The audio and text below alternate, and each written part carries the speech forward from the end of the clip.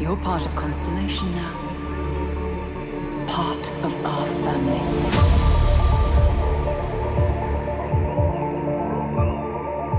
I'll follow you from here on out, Captain.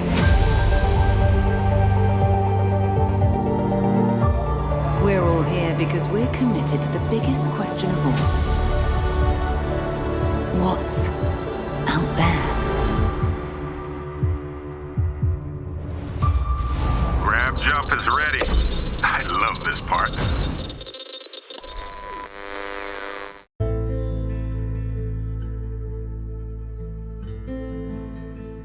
Welcome, everyone, to the Starfield Sandwich Podcast, a Starfield podcast by fans for fans. I'm one of your hosts, Eric, aka Sulior, and in case you've been living under a rock, you've probably heard that Todd Howard did an interview recently with the Kinda Funny XCast, and he answered a lot of questions that we have all kind of been wanting to know.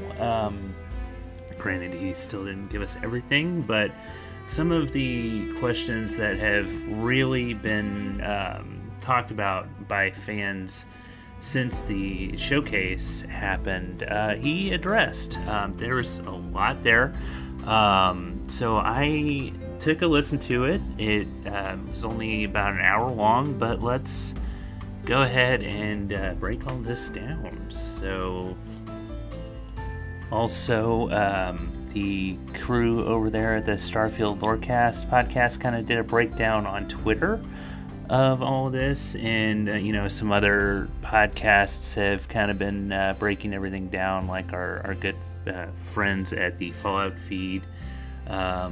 Their recent episode, they kind of talked about this, but I am going to go through this and give my thoughts on this. So the first thing that was addressed was about the 1,000 planets and just how lively they are. And Todd Howard said that only about 10% of these planets have life. And this kind of sparked hell on social media, where everybody's losing their minds about this. And here's the thing, guys. Yeah, there might only be life on 10% of these 1,000 planets, but that doesn't mean that there's nothing to do on these 1,000 planets. Like, there's always something to do. Think about this, guys. It's a Bethesda game. They want you to explore, and when you do explore, you're guaranteed to be rewarded for this exploration by coming across lore. There's things involving quests. It doesn't mean that these planets are empty. That's what I'm trying to get at. Like, there's going to be a reason to visit these other 900 planets that apparently don't have any life on them. So I'm not really too concerned about this.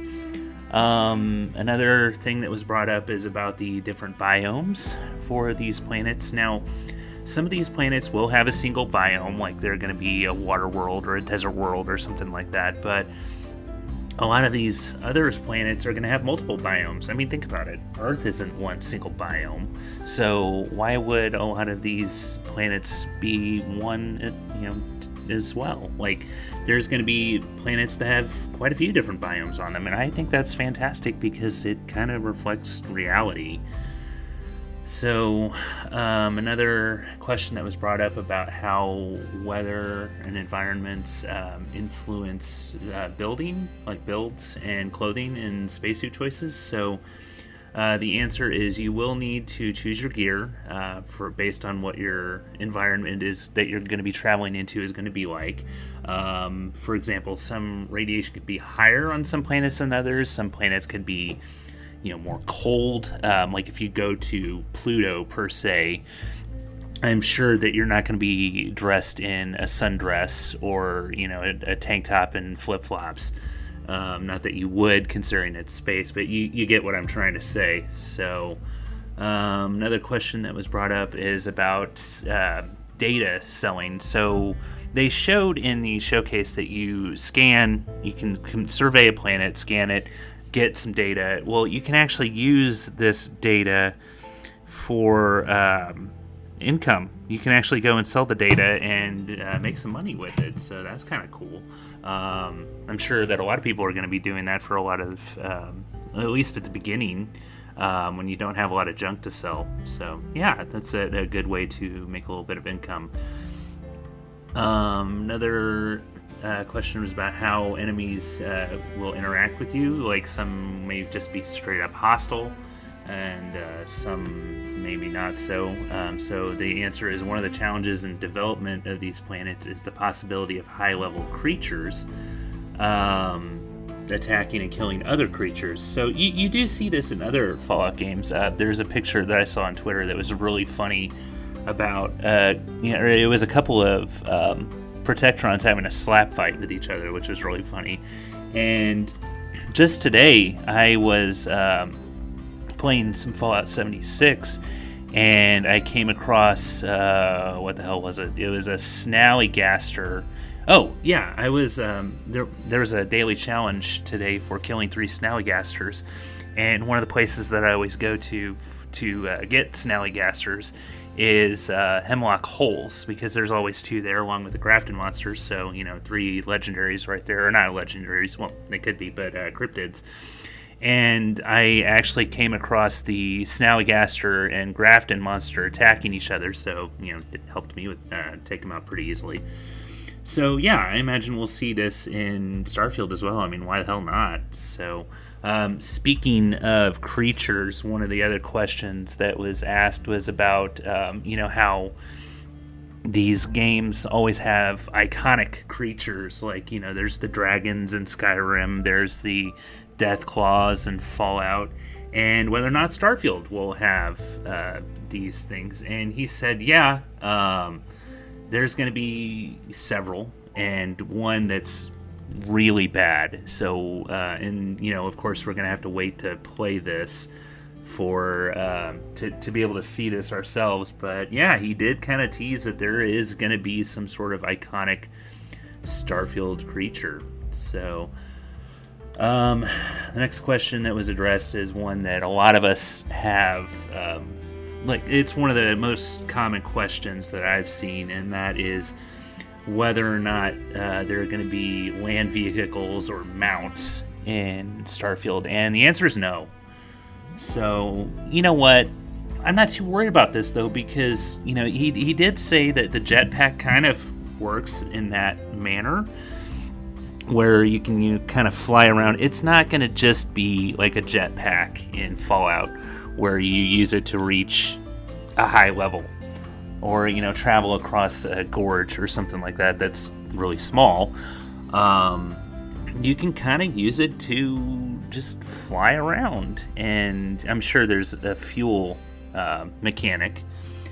But yeah, I'm not too worried about the no land vehicle or mount. I think I've heard somebody say this recently, but in the Elder Scrolls games, I don't really use mounts that much, because they kind of tend to be more trouble than they're worth. Like, just being able to control it, you would think that moving a horse around would be fairly simple, but in reality, it's not so much. So yeah, I'm not too worried about that. I know that pissed a lot of people off, not having like a Land Rover or something like that. I'm not too concerned about that. But I've been told that I tend to have the positive outlook on things. But yeah, the next question that we got here is whether or not you have to have companions travel with you. And no. You can play solo if you want. You don't have to have a companion follow you around. That there are solo perks that help with this, or traits. I get the two confused sometimes, whether it's a perk or a trait. But yeah, you don't have to have companions come around. Like, you can actually just recruit all your crew and then just go out on missions on your own. Like that quest that we saw where he's coming back to the ship and Vasco was there to greet him. I didn't notice anybody else traveling around with him, did you? I didn't. Then the next question that I saw, or that I see here, which is really kind of funny because, of course I took notes. but it's whether or not you can space companions that you don't like. I'm guessing this question was kind of about the adoring fan. So basically, yeah, what you would do is you would put them in an airlock and just like yeet them into space. And the answer is you may not be able to make them walk the plank, but you can send them away. You can assign them to empty ships or settlements, and otherwise just not even have to deal with them. Now, I don't know exactly how this works with the adoring fan, because they have kind of hinted that you can kill him and he'll come back just like his counterpart in Oblivion. So I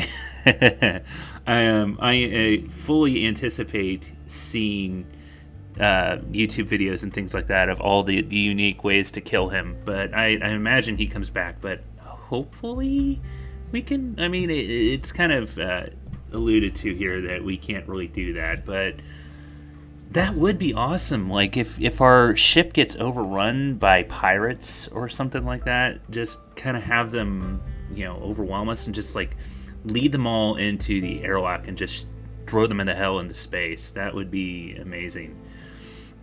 So the next question I see here is whether or not we can have a crew entirely made of robots. And this is kind of cool. Like, who would have thought? I mean, yeah, there's tons of organic companions, if you will. But to have a crew entirely made of robots, yeah, but the answer is yes. Well, sort of. Todd says that technically anything's possible, but there are more humans than robots. So, yeah, I mean, yeah, you could definitely have a crew made of entirely of robots if you want to. It just might not be as big as one that has humans with them. So, all right, next question is about radio stations, like in Fallout. You know how you've got your Pip-Boy and you can just kind of listen to the radio while you play, go around doing some really dark things while hearing Bingo Bango Bongo or something like that. Don't you know it's the end of the world? It ended when you said goodbye. So, yeah, apparently there is one radio station, but it's only in one location, so there's no interplanetary tunes playing all the time, and that kind of sucks. I would love to have like a radio station playing while you're flying through space and having those dogfights, those space battles. That would be glorious, but you know what? I'm sure there's going to be a mod for that down the road.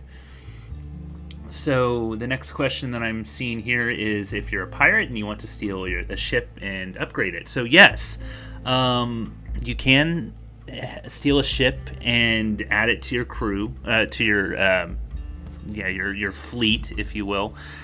But the thing about that is you're probably going to need to do some work onto it or to it to unidentify it with the previous crew. So yeah, definitely make sure that you take the steps to make sure that the authorities cannot identify it. So, but yes, you can definitely register a stolen ship. Just more info is going to be coming down the line with that. Next question is whether or not the shipbuilder we use will work for every ship in the game. And yeah, every ship in the game is built with this tool. So, cool. Next one is, can we dive right into designing ships at the beginning of the game? So, shipbuilding becomes more expansive and possible as the game goes on. Lots of late game options, and ships are expensive. So, yeah, they kind of talked about this a little bit in the showcase, where you start out by buying a ship, and then you just customize it as you go along. So, I'm guessing this is kind of like Automatron, where when you, like in Fallout 4, when you start the Automatron thing, you find Ada, and you can build robot companions, but the thing is that it's very limited at the beginning. So when you start getting attacked by the swarm bots and the rust devils, things like that, those robots will have parts on them, and you can use those to customize robots even further. So I'm thinking maybe it's kind of like that, but yeah, I can't imagine how fucking expensive ships can get. especially the more elaborate ones, and not just tubs floating in space. And my dog had to shake her head, apparently. So, yeah, let's see, where are we at here? So, lots of late game options, I can't imagine. And I'm sure that mods will kind of go along with that more. So, all right, next question we've got here is kind of about environments and textures. Just, in order to make Starfield, it says, Todd said, Bethesda upgraded their game engine with many new systems and improvements. And I can tell, just by watching what we saw in the showcase, oh my god, it was so beautiful. But it says here, we'll see volumetric fog, which interacts with GI lighting, and a lot of physics and gravity improvements that will affect our gameplay in new and interesting ways. Yeah, you can just tell that they've made a lot of improvements to their system, their engine. So, another question that was asked, and this is kind of cool, is about the just how space travel is possible, like the faster than light travel. And he said that they actually have a name for what they call it.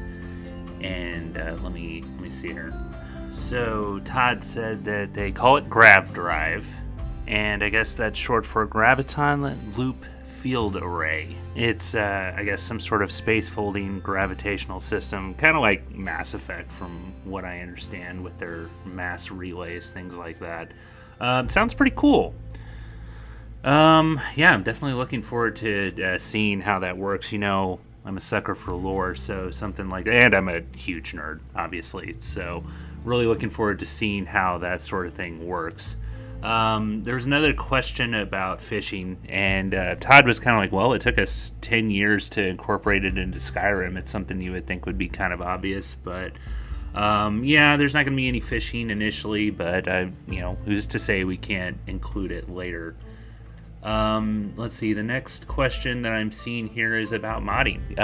Paris, I believe, was the one who asked this question, and he just kind of he said, Bethesda has really embraced the modding community forever, really. I mean, the first one, Oblivion, Morrowind, there's actually a set in the options in the settings for mods, to where it'll have the mod listing in the game. And he said that basically that Starfield is going to be a modder's paradise. So, and these 900 some odd planets that don't have life on them, I can just imagine what people are going to be doing with them. I've been joking around for a while that I guarantee that somebody is going to make a xenomorph planet or a predator planet, and just have, we'll be able to see these epic alien versus predator battles in Starfield. God, can you imagine just all the crazy shit that people are going to be doing with this game? I can't fucking wait. Next question that I'm seeing here is about outposts and how do they work. So Todd said that it's like shipbuilding. Outposts are a system that really come to life in late game, and it's really deep with a lot of options for building and how you can connect them together. So kind of like the settlement system in Fallout 4, from what I'm understanding. Also, outposts can be smart choice for making money. Which is kind of, that you can't really do that in Fallout 4 where you make money from your settlements. They're really just a way to support all your people. But it is kind of something that you see in Skyrim with the Creation Club, where there is a house, like a player house, that you can turn into a farm. And I've had other mods. I can't remember what the name of this mod is, where it's a player house right down from where Lakeview Manor is, and it's a mill that you can use to make money. So hopefully it'll be something like that, where you can build it up, you can hire people to tend it, and then it'll start bringing in some income. God, I want to say it's Red Watermill. That's gonna bother me. But yeah, it was a mod, but I mean, it just shows that this sort of thing can be done in these games. So yeah, I'm really looking forward to seeing how that works. All right, next question is about companions and how many companions are romanceable. And currently there's 4, and they're all from Constellation. This is kind of, I mean, Fallout 4 and Skyrim had tons of romanceable companions. Not to mention, well, I mean, with Cyberpunk there were only 4, but yeah, I don't know if that's something that's going to change down the line, but considering how big this game is, it's kind of surprising that there's only 4, in my opinion. And who knows how exactly that's going to work, whether it's going to be like Fallout 4 where you can just kind of get with everybody and nobody cares. That kind of surprised me with Fallout 4, because you would think if you get with Kate and then you get with Piper, you would think Kate's going to get really pissed, but that wasn't the case. I mean, with Mass Effect, they kind of acknowledge that they know. Like, I remember Mass Effect 1, I romanced Liara, and then Liara isn't a big player in, like a big factor in Mass Effect 2, so I kind of got with Jack, and then I broke up with her, and Jack, of course, got really pissed at me and just kept telling me to fuck off. And then I kind of got with Tally after that, and then when Liara came back in Mass Effect 3, they kind of had a conversation about it. Liara was kind of like, well, I'm glad you were there for him when I couldn't be. And, so everything was kind of cool, which you would think there would be some sort of tension there. Like, this was all when I was on a mission with both of them. I don't know. There's just so many things that we don't know with all of this than we do. So I'm really excited to see how this plays out. Okay, there's the next question was about black holes and whether or not they're in Starfield, and Todd's like, yeah, next question, please. So I thought that was kind of funny. And then the last question that I'm seeing here is about whether or not you can have Vasco wear a hat.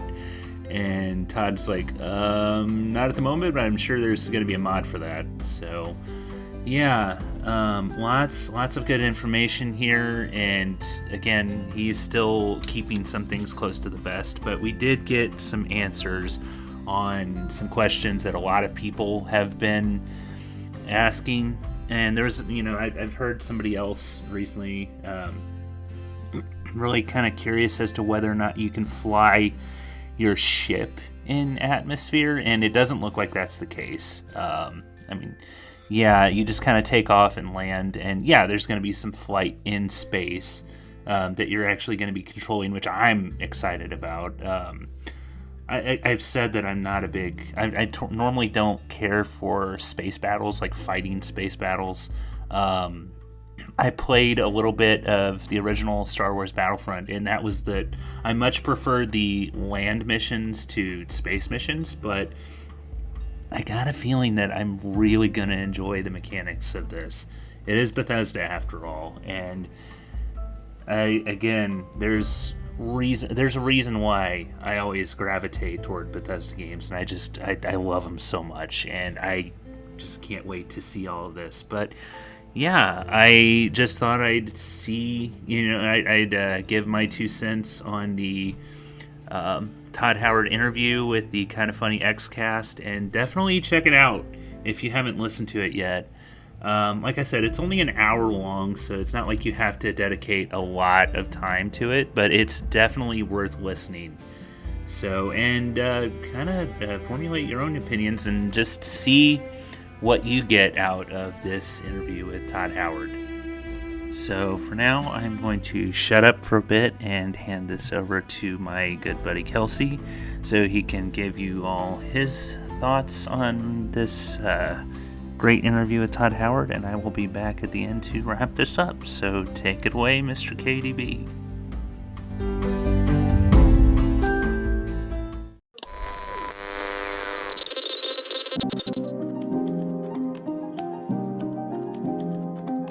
Hello travellers, thanks Eric for handing over to me. Very happy to be back for episode 2 of our new Starfield podcast. I'm sitting here in my very non-spaceship-like home office, continuing to dream about venturing into the stars and becoming a space pirate and asserting my dominance over the galaxy. I can't wait. I feel like my hype levels have not subsided. I'm continuing to count down the days to release of Starfield. I should just say, by the way, if you can hear my fan in the background, I apologise. So in the UK at the moment, we're having a bit of a heat wave. It is boiling hot. I've already done another podcast today. I did an episode of Gears Intel with my buddies David and Alex. Come and follow Gears Intel if you like Gears of War. And yeah, that was, by the end of it, it was a struggle to get through because, you know, when you're recording a podcast at home and you have your computer, your laptop, you have all your electronics going, and you generally have the window shut to try and, you know, block out the noise from the outside. The room turns into a bit of an oven, and when it's a day like today, when it's boiling hot outside, our homes in the UK just heat up. To sometimes unbearable levels. So I do have a fan going. I apologise if you can hear it, but I'm not going to get this recorded without it going. So yeah, that's the trade-off today. And I do have a cold drink to try and cool me down. No coffee today. But yes, Starfield, as I say, my hype levels are just kind of growing and growing. I can't wait. So thank you to everyone that listened to episode 1. Thank you to everyone that's supporting the podcast so far in this new launch. We're still figuring it out, as we mentioned, and working out some ideas for future episodes, but we thought we'd, you know, just keep things coming, do an episode 2, because there's been a little bit more Starfield news recently. There was the Todd Howard interview, which I'm sure Eric has been speaking about, and I'm not going to recap all of that now. I will touch on a couple of things that caught my ear from that, but yeah, just kind of picking up where we left off the last episode, counting down the days, looking forward to Starfield. So at the moment, before I get to Starfield, I can't remember if I mentioned on the previous episode, like I'm just playing loads of Diablo 4 at the moment. That's taking up so much of my gaming time. It was also my birthday last week, and I got Sonic Origins Plus for my Xbox. So in terms of gameplay and stuff that's tiding me over, Diablo 4 is going to keep me going for a while. Sonic Origins Plus I've been absolutely loving. And next Friday, AEW Fight Forever comes out, which is a wrestling game. Eric and I are both wrestling fans. I'm not sure if we ever really talked about that on the podcast before, but yeah. And yeah, so gameplay-wise, there's lots to tide me over until September, but I just keep looking at those, you know, the people doing the Twitter countdown, 70 days. What are we at the moment? I think it's like 68 days or something until Starfield releases. And yeah, it can't come quick enough. So, but yeah, what was the news? As mentioned, the Todd Howard interview, he gave lots more details, things like no mounts and vehicles, no fishing, unfortunately. He mentioned that there's a really bad monster. And yeah, just lots of new details. If you haven't listened to the Kinda Funny interview yet, please, I'd recommend going and checking that out. It feels like that the Kinda Funny show that's like Xbox's go-to now, because they had so Phil Spencer went on after Redfall and did that now sort of infamous interview where he talked about Xbox being, you know, they're not going to out console Sony, and he was talking about why Redfall was the way it is. And yeah, it was really, really interesting interview, which some people said he probably shouldn't have done, but I disagree. I think Phil's a really nice guy from what I see. He seems honest and seems authentic. You know, he's a businessman at the end of the day, but he seems to be, unlike other businessmen in the gaming industry, he seems to actually be a gamer, and Phil cares about games, so I enjoy that about him. But yeah, Kinda Funny is becoming the go-to because they had Phil Spencer and now Todd Howard giving a really long, you know, sit-down interview. And I think to get this so soon after the Starfield Direct is a real treat, because yeah, I'm sort of desperate to soak up any new detail, and it's awesome to hear Todd talk about it. And I like Todd Howard as well, because he's also comes off as quite authentic and quite open. I spent some time this week watching on YouTube there's 2 like documentaries. Now, I'm not sure where these are from. So there was one that was the making of Oblivion, and it's like 45 minutes long. And there was one, the making of Skyrim, which also I think is about 45 minutes long. Now, I'm not sure if these are things, because I don't think I didn't watch them on like the official Bethesda YouTube channel, so they're obviously ripped from somewhere and then somebody's uploaded them. But I guess, were they on like, do you remember when games used to do like bonus DVDs that would have soundtracks and making of documentaries and behind the scenes? It feels like we don't get that anymore, right? I'm trying to think of some other games that did it. I'm pretty sure Metal Gear Solid, like Metal Gear Solid 2 and 3 or whatever, they had like bonus discs with documentaries on talking about how the game was made. And there's other games that did it as well. And so Oblivion and Skyrim did it. And those documentaries about how those games are made are so good. If you've not seen them, like if I just go to YouTube right now, let's have a look here. Making of Oblivion. So yeah, like it's the first result that comes up. The making of Oblivion full HQ. Says, yeah, there's nothing in the description about where this came from. The top comment is, I can't believe they made such a big game in only 41 minutes. The length of the YouTube video. Very funny. Making of Skyrim. Again, it's the same. It's the top result 10 years ago. And it's just from some random YouTube channels. There's another one, a Skyrim documentary, You're Finally Awake. 9 developers recount the making of Skyrim. I haven't watched that, but I'm going to check that one out. No Clip have won the history of Bethesda Game Studios, which is like, that's a long one, that's an hour and a half. But the making of Elder Scrolls Skyrim and Elder Scrolls Oblivion really just got me sort of, whoa, sorry. Sorry if you heard the audio there. It got me in the mood for Bethesda games and a new Bethesda game, and we've been seeing the Starfield Direct and getting this stuff from Todd Howard. Yeah, I'm just soaking up everything to do with these games at the moment, and I thought the interview that Todd Howard did was good. It was good. It was sometimes it was a little bit awkward. Now, if you've watched this, you might know what I'm talking about. But so what they did is they obviously talked about the game and talked about the showcase and the reaction to it and the pressure on Bethesda. But they put lots of questions to Todd about things that you can do and that you can and can't do in the game. And there was a few times where it kind of just felt like he was saying no to a lot of stuff, where they would ask things like, okay, so they said, yeah, are there any mounts or vehicles? And he's like, no, because the jetpack makes the booster pack, the jet booster thing makes up for that. So no vehicles. They asked, is there any fishing in the game? No. Someone asked, can you put a hat on the robot? Like you can put a hat on Mr. Handy, and he said no. Like he just kept saying no to things. And then also the big thing that's come out of this interview is the sort of revelation, I guess, that only 10%, only 100 of the planets have handcrafted stuff on, which to me is like not a surprise at all, and that's still great.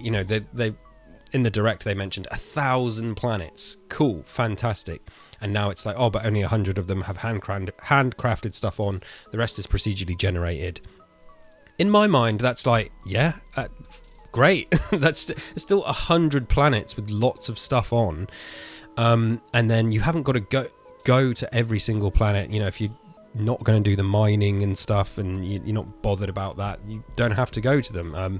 If you're not too worried about building stuff and resource gathering, but those other planets are there if you need them, and you can build on them and do what you want. They're sort of, it's very realistic to reality. Like, you just think about our galaxy and surrounding galaxies. There's tons of planets with no life on them. I mean, So, spoiler alert, here's a bit about me. I believe that there is alien life out there somewhere. It's probably, what that alien life is kind of incomprehensible to us, I expect. But on whatever planet it is, in the distance of the galaxies and universe, or wherever it is, I'm sure there's stuff out there. But it's rare, and it's not like we've got hundreds of planets that are near us that are populated with loads of cities and stuff like that. So it's the same in the game here. It's kind of accurate to reality. So it didn't surprise me when he talked about only 100 planets having handcrafted stuff on. It's like, yeah, fine. That's still a hell of a lot of work. It's still going to be a lot to, explore and discover. So I'm not crazy about this idea. I saw a couple of headlines that were like, basically, Bethesda lied, or the Starfield Direct lied to us, and people are up in arms that people are very angry that all 1,000 planets don't have lots of life on. And it's just like, yeah, what did you expect? I'm super hyped about this game. At no point was I ever thinking that 900 planets are going to have loads of interesting cities and NPCs and loads of life on. So I'm fine with it. It's no problem as far as I'm concerned. But the interview was funny because he kept saying no to things, and if you watch in a whole, it's like, I wonder if he came away from that interview feeling a bit maybe thinking it could have gone better. Yeah, so it was a good interview. There was lots of other good stuff. He said he talked about Easter eggs and hidden stuff, and he's interested. I think he said he's interested to see how long it is before people find stuff, and yeah, so it's clear that there's still loads in this game that there's going to be to discover. And despite the interview being slightly awkward at times of him having to say no, what was the other thing he said no about? I'm sure there was something else, but yeah, it didn't dampen my level of expectation. But I've seen the critics out there get very mad that only 10% of the planets are going to have handcrafted stuff on. So, but yeah, not a problem to me. But as for me, as I said, I'm looking forward to having to think about how I'm going to play the game. And I think being a space pirate is, yeah, that's appealing, right? I've seen a few people saying it, and a few people can't wait to start hijacking ships and all that kind of thing. When I play Bethesda games, I'm usually a good guy. I'm usually the nice guy. I try to be, not to be an asshole. I try to do the right thing, morally the right thing. It's very difficult. It's so crazy sometimes how playing these games, I've tried to purposely be a bad guy, and although it's doable, I never feel good about it. That's how kind of sucked in you get to these games. So I guess a space pirate, you could be an honorable space pirate, right? You can do piratey things without, killing innocent people and stuff. You just do what you got to do to survive out there in the galaxy. That's what I'm looking forward to do. I'm going to try and approach Starfield slightly unconventionally to the way I play Bethesda games, which is, be Mr. Do Good, do the right thing all the time, follow orders, and all that kind of thing. This time, I think when I play the game, I'm going to try and be a bit more edgy, I suppose, for want of a better phrase. But yeah, the appeal of being a space pirate, I can't wait. I took my son to the shop earlier and bought him a magazine which had some pirate toys on it. Some an eye patch and a little kaleidoscope, telescope thing, and some, jewels and pieces of pirate gold.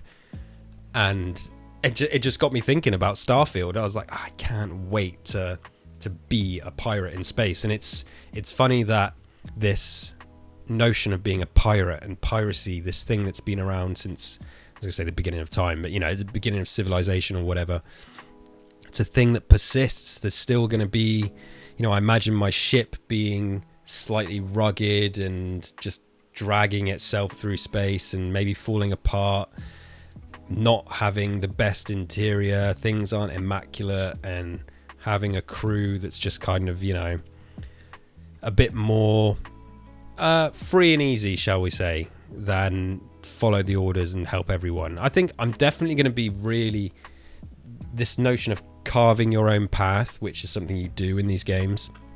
This time with Starfield, because it's a new IP, I feel like I'm able to make a bigger fresh start with it than I am with Elder Scrolls and with Fallout. I feel like whenever I play, I played Skyrim, and when I played Fallout 4 and Fallout 76, I played previous Bethesda games. I played Fallout 3, I played Oblivion, and I sort of was just kind of going in, not falling into the same traps, but doing the same sort of things that I've always done in those games. With Starfield, it feels like I've got a fresh, a clean slate, a tabula rasa, a clean slate to do what I want. And I'm going to be a bad guy. Not bad, I'm going to be, space, but you could be a good pirate, as I said. I'm going to pick and choose. I mean, maybe I'm kidding myself and I'm just going to end up being a do-gooder instead. But yeah, I think at first, my first opportunity, I'm very much going to go off on my own.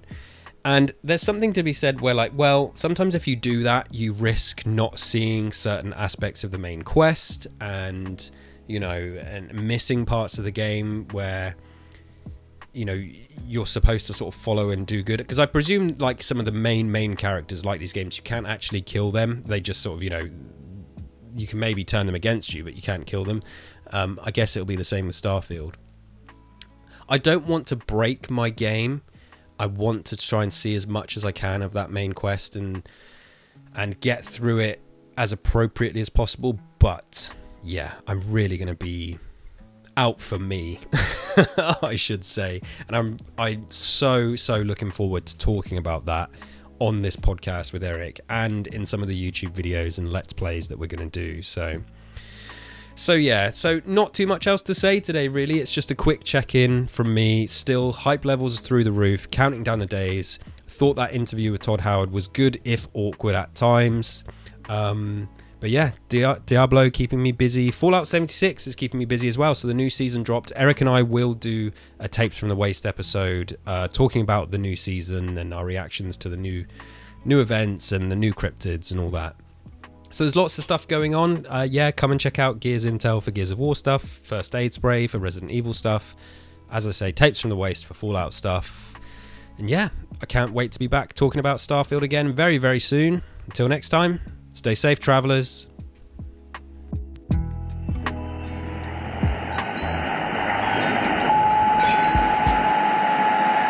Thank you so much, Kelsey. Always good to hear from you.